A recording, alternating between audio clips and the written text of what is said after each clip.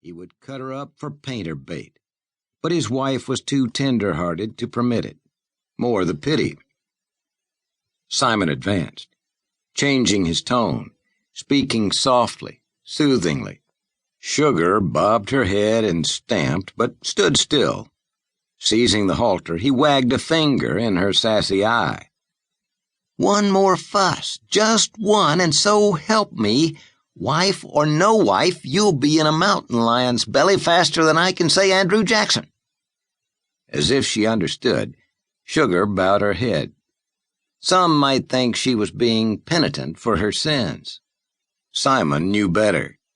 She was watching him like a hawk, waiting for him to turn his back so she could take a bite out of his backside. Smiling, he tugged on the rope, then hiked a hand to cuff her. "Felicity isn't here to protect you now, you four-legged hussy. So be careful, or else." Just then, Simon's gaze strayed to the nearby ground, to a patch of bare earth in which there was a clear footprint, not his own. Alarmed, he bent over it.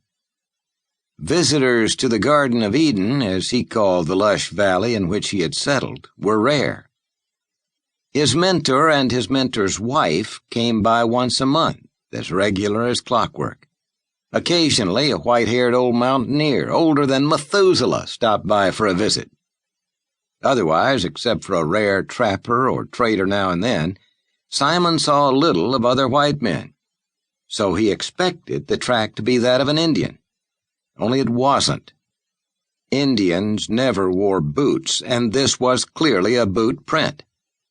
Simon wasn't the best tracker in creation, but he knew a square heel print when he saw one. The toes pointed to the east, in the direction of his cabin. Based on how clear the impression was, and on the absence of dew marks, Simon concluded the print had been made earlier that very day, maybe about the same time he started out on his search for the mare.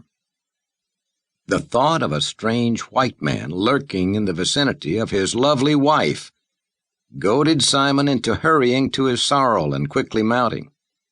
The mare in tow, he brought the sorrel to a trot. Once, Simon would not have worried in the least. Back in Boston, he had been the most trusting person alive. He had believed everyone was basically honest, basically decent, that no one ever really wanted to harm another soul. In Boston, it was easy to believe that. Boston was civilized. The rule of law held sway. In the wilderness, things were different. Here, the only law was survival of the strongest, the most agile, the cleverest.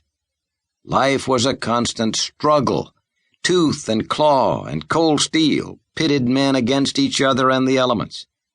Here there were men who would as soon kill a stranger as look at him, for something so paltry as a few coins in his poke, or less savory reasons.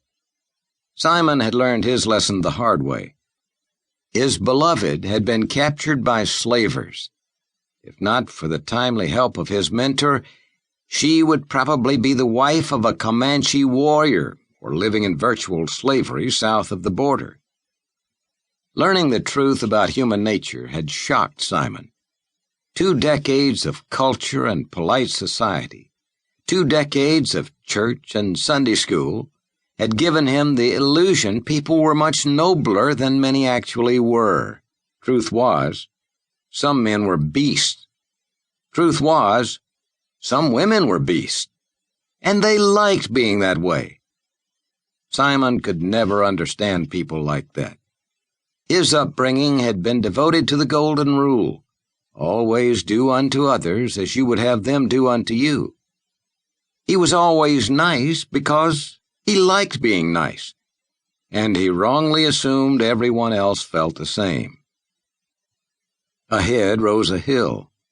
To catch a glimpse of his cabin, Simon rode up and over, pausing on the crest. The Garden of Eden was crescent-shaped, tapering at the east and west ends. A deep stream split the valley from northwest to southeast, near the middle. On the east bank, across a gravel